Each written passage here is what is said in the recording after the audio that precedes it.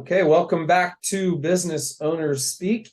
Today we're thrilled to have Zack Neeld with us. Zack, how are you today? Doing well, thank you. How are you?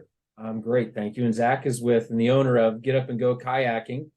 And we're going to spend a little time talking to him and learning about he and his business. So, Zack, if you don't mind, tell us just a little bit about you and how this business came about.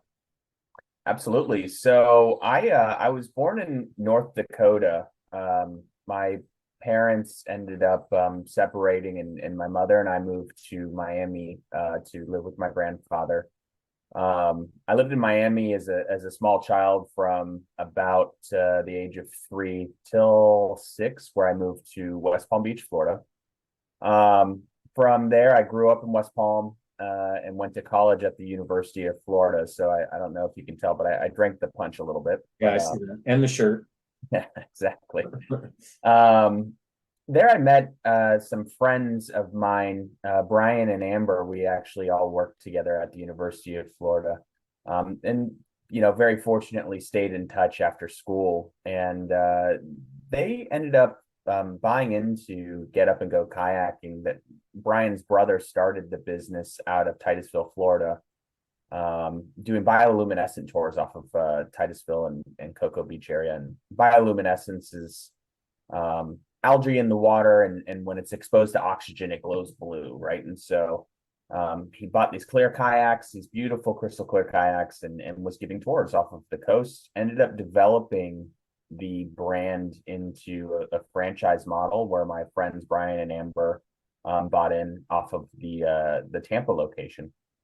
And for years, I stayed in touch and saw them grow their business and go through the bumps in the road that comes with starting a small business and managing it yourself. And was definitely there for support and to help any way I could. And I saw, my friend Brian was able to kind of hang up his hat in his career and manage his business full time. And his wife Amber, at that time, they got married.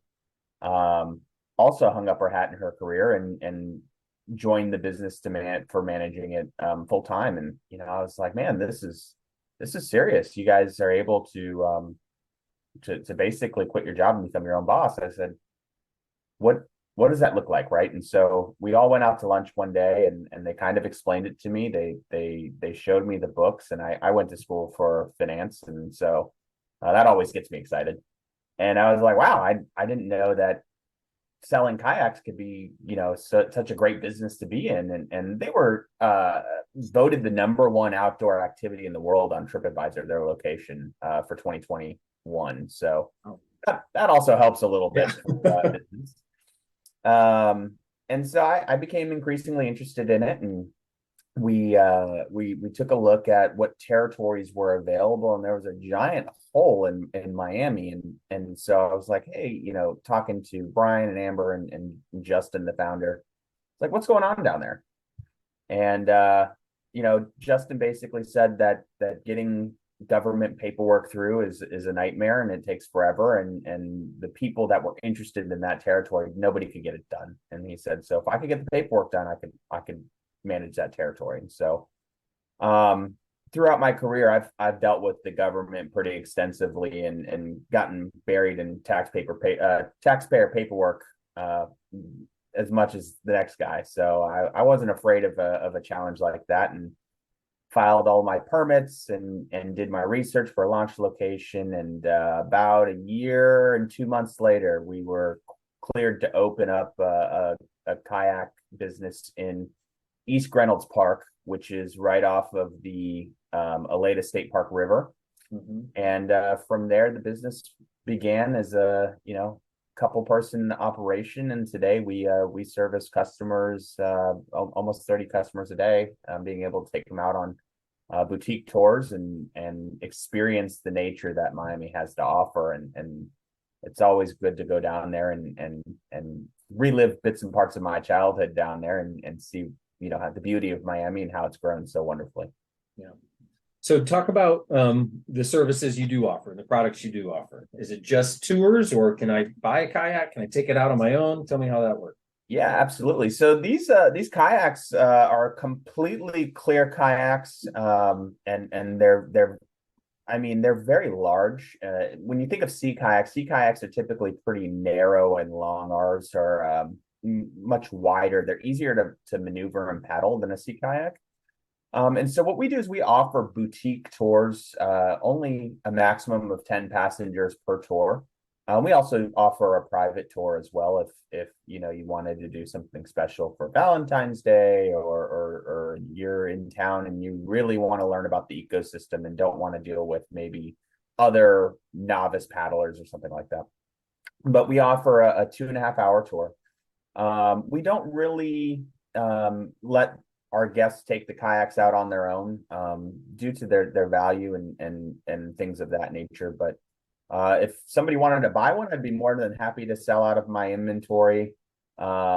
These are relatively difficult to secure, so going out on your own, unless you really know where to look and how to import them, it's pretty difficult. But primarily our offering and the lion's share of our business is those boutique tours. Okay. Interesting. And I have seen some of the clear ones up this way, and they're cool. I've been in one. And so back up a little bit, and what were you doing for work prior to buying this business? Absolutely. So at heart, I've always been an entrepreneur. I've done quite a gambit of things while I was in school and graduating.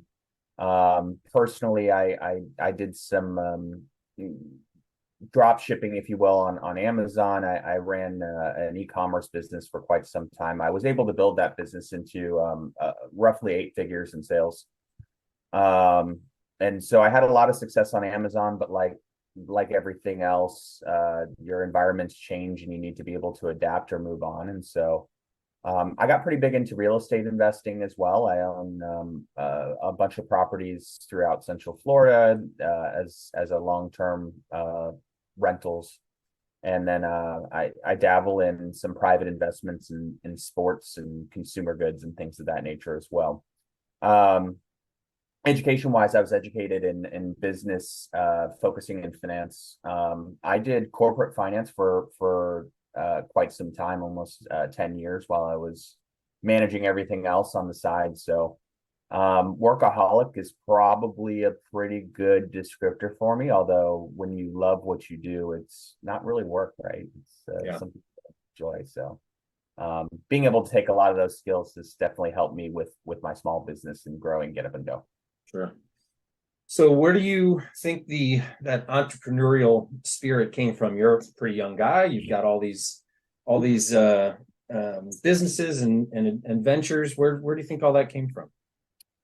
When I was a kid, I'll never forget. I was probably a teenager, and I'm very fortunate. I came from a very strong household. My parents were very nurturing and great role models and support systems and guidance. And I'll never forget.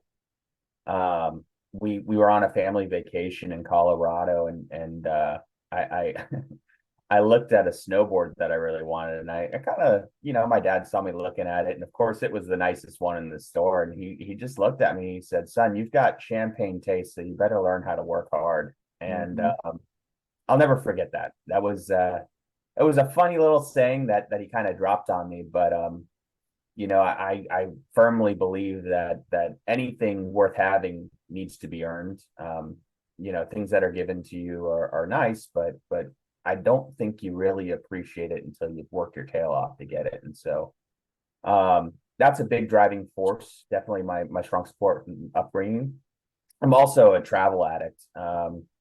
My wife and I love to travel. We've been all over the world. I think we're up to 60 or so countries, and I don't plan on slowing down anytime soon. So visiting some of the most remote parts of the planet, like Antarctica or the Seychelles or New Zealand, that takes a little bit to get there. So I'm constantly working for the next trip, and that's a really big driving force for us as well.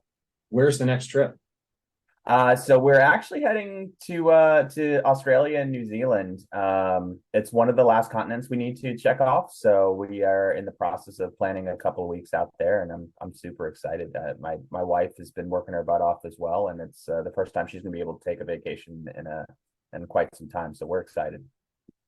So I know there's business owners that are going to watch this that are going to say, what do you mean vacation? What do you mean 2 weeks? What do you mean other side of the planet? You own a business. How are you Yeah, possibly able to do that? And one thing we work with people all the time is that's the life you wanted when you started a business. So let's go get it. Because so yeah. many business owners are stuck in the middle of it and doing everything and not able to see the forest through the trees. So what kind of advice would you give someone that's in that boat where they can't even envision taking time off away from their business? Absolutely. The trick is building a team.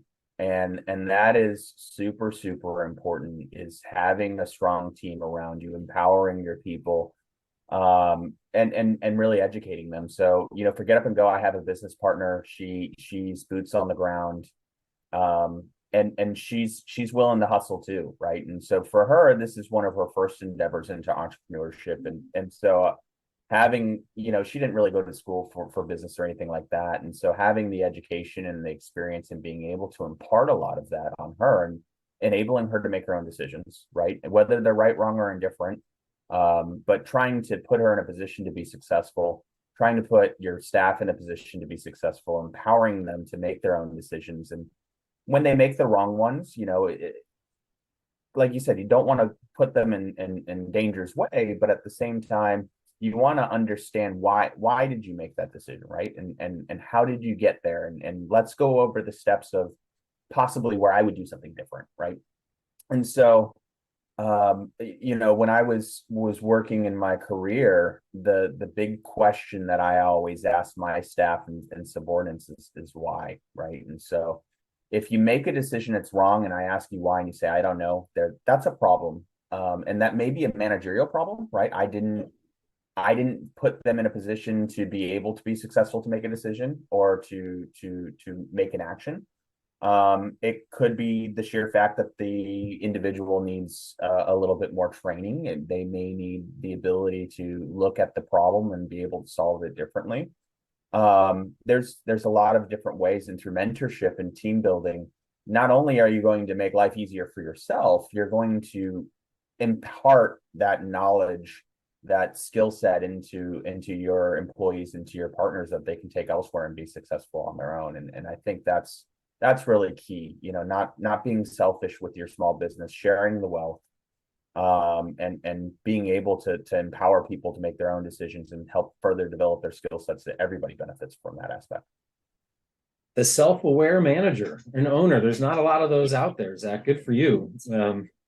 You immediately said maybe it was me, and that's an important thing that owners and managers don't do enough of. Did you put them in the position to make the right decision? That's your job to do, right? So no, that's refreshing to hear, and I wish I would hear that more, to be honest. And the part about making mistakes, if you don't let your people make mistakes, what are they going to do? They're going to still make them, and then they're going to hide them from you, Right. and then you're going to have problems, right? Exactly. So transitioning back to Get Up and Go, is it what I'm curious, the mix of customers? Is it mainly tourists? Is it locals? What do you normally see there with your mix? So, originally, most of our locations are in Central Florida, in lesser traveled areas, and I'm a little jealous. Their springs are just absolutely gorgeous and picturesque, and crystal clear with the brackish water. I have some more challenges. But the Central Florida locations, when I originally did the case study and modeled out my business, they were, date spots, weekend hangouts. They were in high local traffic areas. Tampa location was more of a mix. There was the park goers hanging out there. Tourism in Tampa, there is a lot of outdoor tourism, or outdoor activities that really attract people to Tampa. And so a lot of it was, the park goers, or, the weekend warriors looking for the next thing. And so I thought when I opened Miami that was going to kind of be my customer segment as well. And we slowly found out that it wasn't. Our customer segment is really families. Okay. And I found that a lot of families come to the Miami area, and Miami is notorious for its beaches, its nightclubs, and its traffic, honestly. And that's about it. And so there's not a lot of really good family activities. And so we capitalize heavily on families looking for something to do other than hang out at the beach. And it's a great family activity. Our kayaks, even if you have very small children, our kayaks are very easy to paddle. And so as a parent, you can sit in the back, paddle.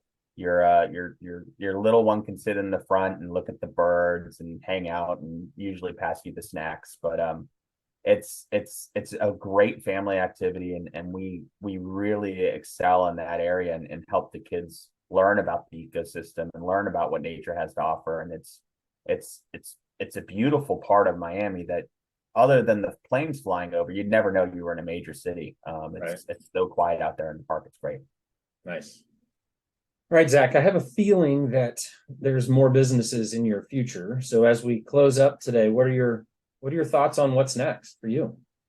Absolutely. So going to the University of Florida, we were pretty good at sports. So I actually am a sports fanatic.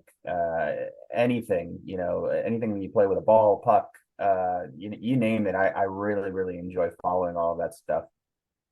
So I'm currently looking at active investments in soccer, rugby, and hockey. I really enjoy those genres of sports, if you will. Football is a little difficult to get into, so we're going to start small there and take a more active role in sports management and see if I can't find some little gems out there, whether it be domestically or international, so that I can continue my passion around sports. That's great. Zach, really appreciate your time today. Zack Neeld with Get Up and Go Kayaking. Thank you so much for your time and for being on today. Thank you so much. I appreciate it. All right, my pleasure.